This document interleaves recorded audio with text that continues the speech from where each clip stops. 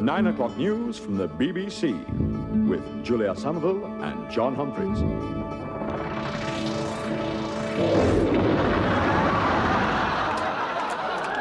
We apologise for the loss of the 9 o'clock news.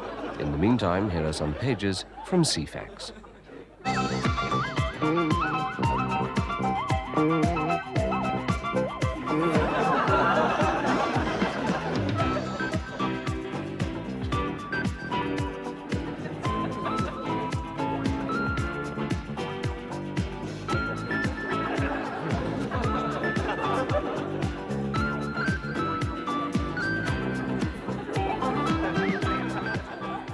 Well, I'm happy to say we can now continue with our published programmes, and so back to Naked Video.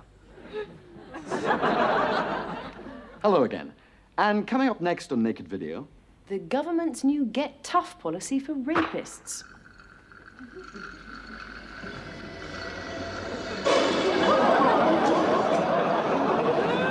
Then it's test tube babies. The things that can go wrong.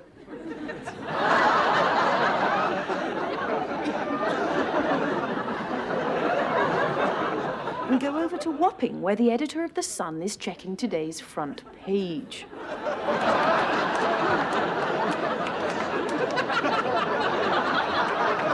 Tennis. And we ask the question, has teenage champion Boris Becker burnt himself out? And we can finally reveal that the funny mark on President Gorbachev's head is a scab caused by constantly combing his baldy bit. And now we go live by satellite to the White House lawn for a rare glimpse of President Reagan's youngest son.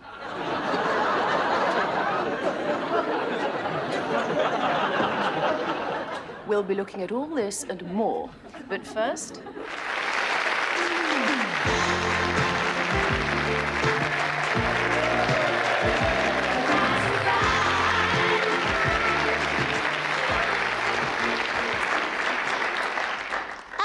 Chucks, it's Scylla here. Oh, we had a lovely audience tonight. Oh, yes. Well, we've got some good news and some bad news for you this week. And the good news is that this is the last in the present series. Yes. And the bad news is we're coming back in the autumn. Yes, but because this is the last programme, we got a very special surprise lined up for you. But first of all, do you remember Sharon from Peckham, who came in? She came in to find her perfect fella. And she picked Paul. And what a gorgeous fella he was, yes. What a gorgeous fella. Well, we sent them out for a night in the town to get some posh nosh. We did, yes. So let's now see how they got on.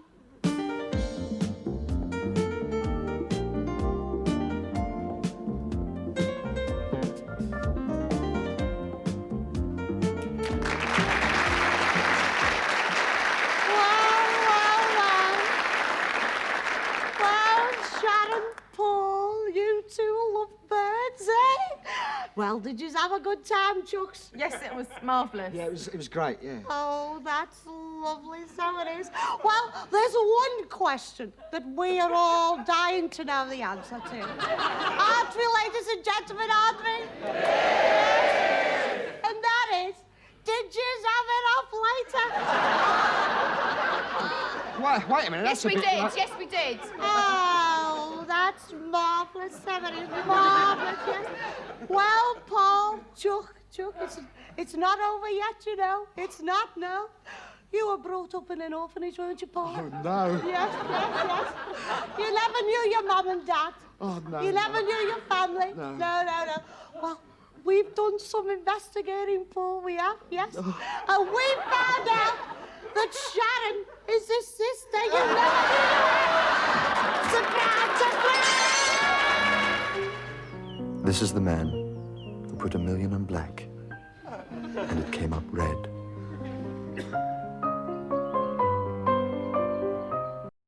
This is the man who married a sex kitten, just as she turned into a cat.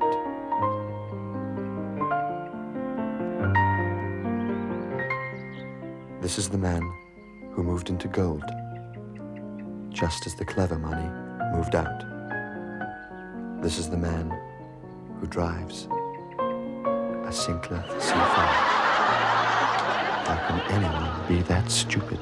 I think the Sinclair C5 was a great idea. For the first time in my life, I don't feel a complete prat in my Reliant Robin. You talking to me? Don't you talk to me, Louise. Listen, I'll tell you. The trouble with this Tory government is what they're doing to people like me, and there you are. See people like them, see people like me. It's OTT altogether, yeah. And you mean you can talk about your 30s? Your 30s, eh? Christ, I lived through the 30s. I had TB, I had ringworm. And I saw the jazz singer 4 times. Christ, I know what I'm talking about. I mean, you can talk about your Holocaust. That's fair enough, your Holocaust. But Christ, that was a sky compared to this. That was a doodle compared to this. I mean, have you tried getting a sick line after 5 days, eh? No. Don't you talk to me. Talk much, and the best is you can see the buggers. See them sitting there on the telly in their dinner jackets, sitting there, having their dinners with their yaddy-da this and their laddy-da that. And see when it comes through you, they're no better than them. In fact, they're worse than them. There you are. They're worse than them scum. And what does that mean, eh? I mean, maybe you can work it out because I can't. But then again, who am I, eh? Who am I? Eh? No. See when you scrape it all away, all the crap, and you get right down to it. You mean right down to the bottom line? They're all a lot of jumped up fascist bastards, that's what they are. I'll tell you something else, son. I should know, for I was an inspector in the buses. But I mean, what is the answer? Eh? I mean, maybe you can tell me what the answer is, because I'm Donald Duck if I know what the answer is. What was your question again?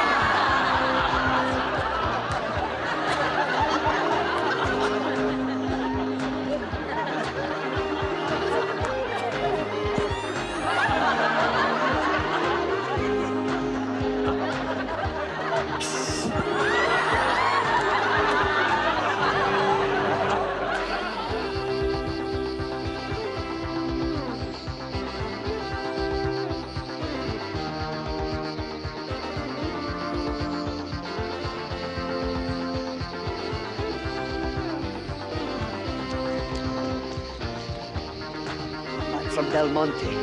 He's saying yes! Hello, I'm Shadwell the poet. I know what you're saying. Why isn't he dead? All the best poets are dead. Well, if it's any consolation, quite a lot of people who've enjoyed my poems in the past are dead now.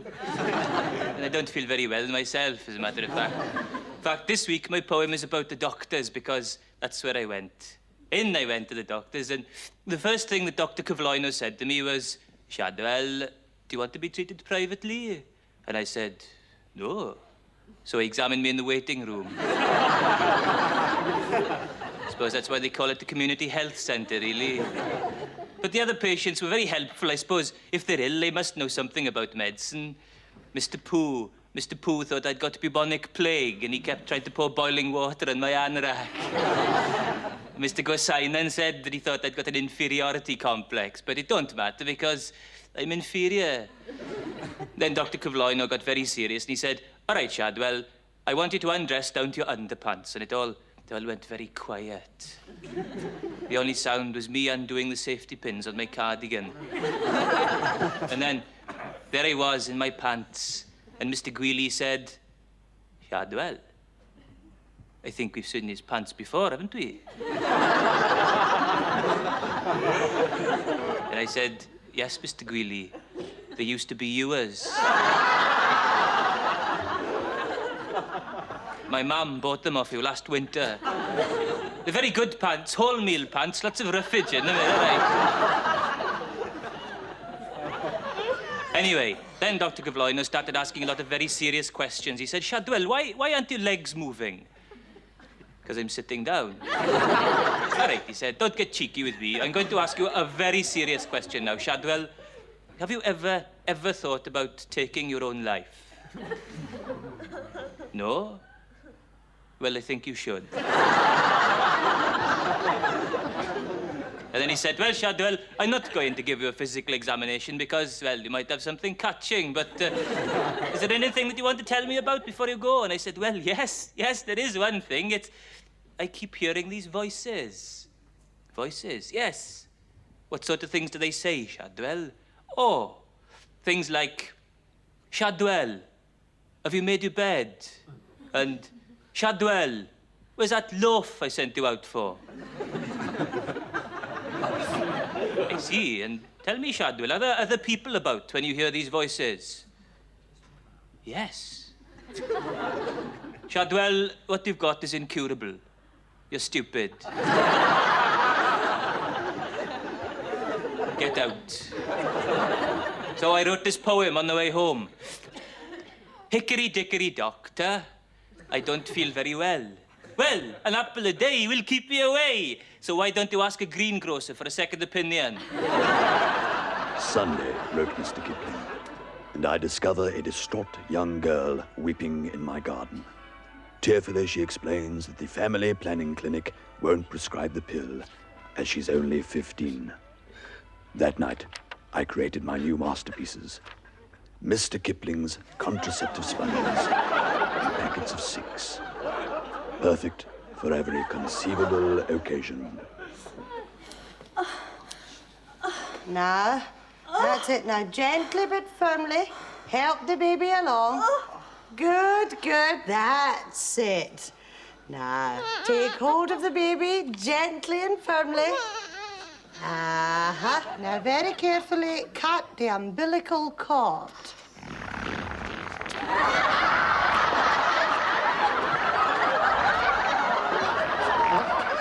I wanted to become a born-again Christian, but I couldn't. My mother's had a hysterectomy. Watch me.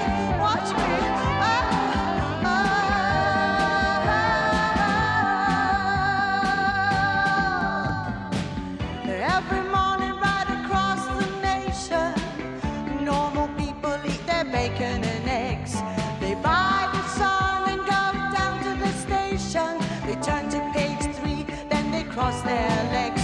'Cause they're fine, upstanding members of society. And they love their whopping, great big value paper with pictures of me on page 3. Watch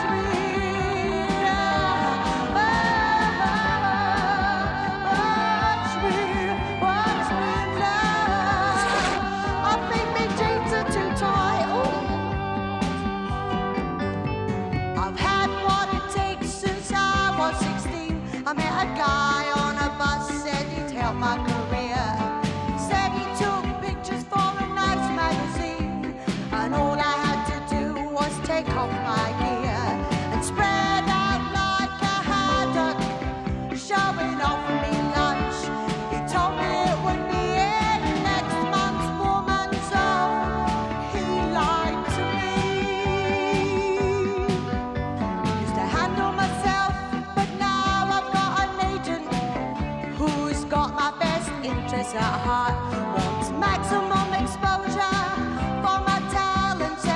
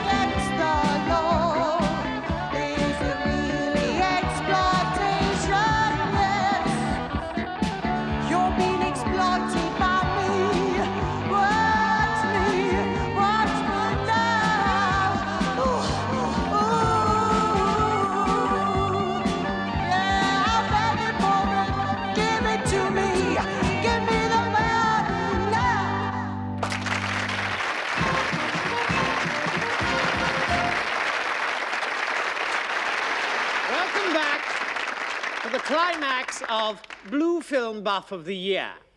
And let's have a quick look at the scores. Our primary school headmaster, Mr. X, has 30. Scout leader, Mr. Y, has 55. Miss J, the token kinky woman, 3. And in the lead, our cabinet minister, the Right Honourable Mr. B, 378. Now let's have a look at this scene from a classic Blue movie. Oh, well, I think that's all right. Yeah. You like that? Yeah. Can you go a little higher for me? Okay, had a good look? It's nothing to do with the show, but I thought you'd like to see it anyway. So it's back to the quiz and the buzzer round. Fingers ready. Fingers ready, made in 1981. Well, actually, I hadn't started yet. You came in too quickly there. You came too quickly, directed by... No, I hadn't started yet, but I will start now. What was unique about the 1976 Blue movie sizzler, Danish Rashers? It had a script. Correct. And for 2 bonus points, can anyone lend me a copy? 2 more points to you. How was the 1976 film Laughing Gear retitled for the American market? It's on the tip of my tongue. Correct. From which Blue movie was this music taken? All of them. Correct. And that brings us to the end of the contest. And a quick look at the scores shows us our winner is our cabinet minister, the Right Honourable Mr. B. All of our finalists receive one of our Blue Film Buff of the Year raincoats.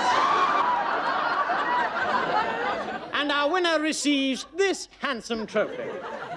So it only leaves me to say to our winner, congratulations, you filthy pervert.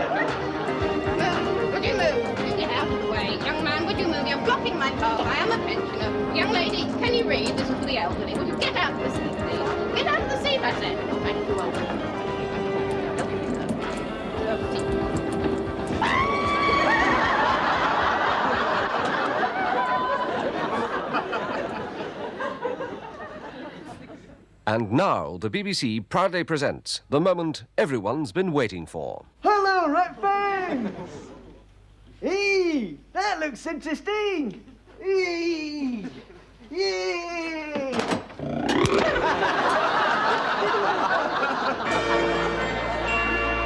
Right, good morning. Now, if you have just joined us here on breakfast time, the time is, well, a big hand's on 7 and a little hand's on... Well, it's quite early anyway. Yeah. Anyway, this morning we're lucky enough to be joined by Sir Charles Ringland, who is in fact a city banker. Excuse me, city banker.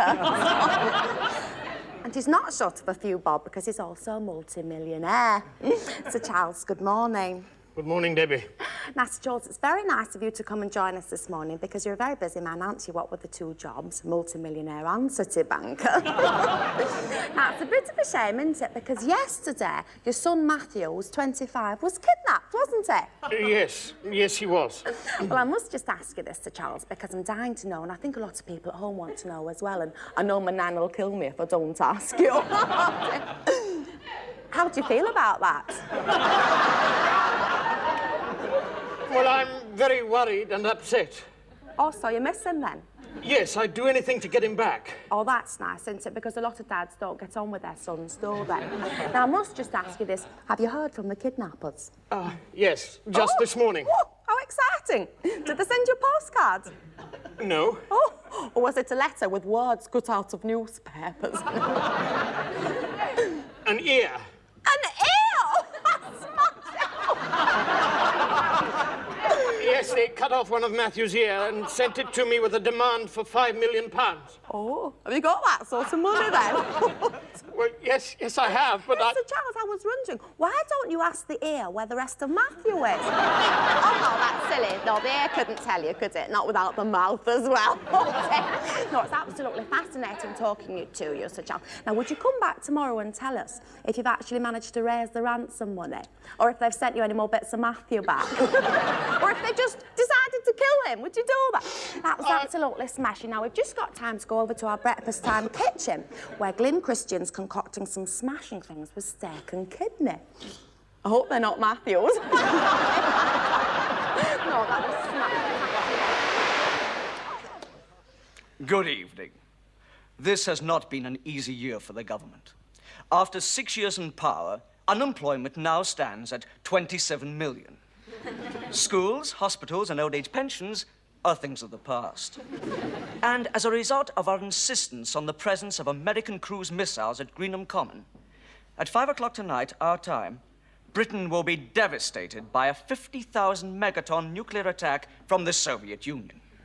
However, I have been asked to point out by the Prime Minister that as a result of the policies pursued by this government over the past 6 years, inflation is now down below 5% for the first time in a decade.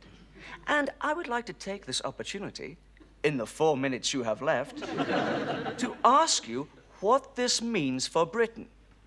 In Argentina, where the inflation rate is 1,000%, 4 minutes would reduce the value of this pound note to 3/4 of its value. In Brazil, the inflation rate is even higher. In the time between the 4-minute warning and the actual attack, the value of your money would be halved. This only goes to show how lucky we are to have a government which has made sound money its foremost objective. Now, as you make your final preparations for being burnt to a crisp, you can fry secure in the knowledge that there is only one country in the world with an inflation rate lower than we have in Britain, Switzerland. And that's where I'm speaking from now. Good night. Television's most shocking and thought-provoking film of 1986. The Nightmare. When things got out of control. Madher Jaffrey's Indian cookery disaster.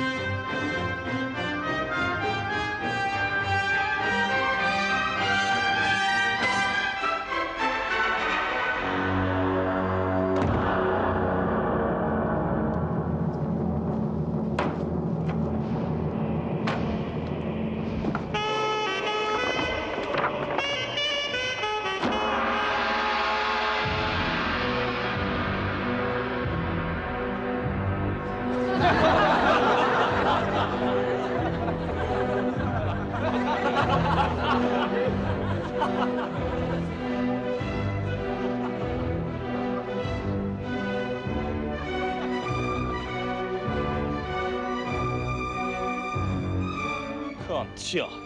Imperialista českая западная культура. Я носил мой панталоны. Well, I was 28 stone, but then I went on this diet and I lost 18 stone in a year. But over the past 4 weeks, I've put 6 stone back on again. It's not my fault. It's glandular. I've got this gland that makes me a greedy bastard.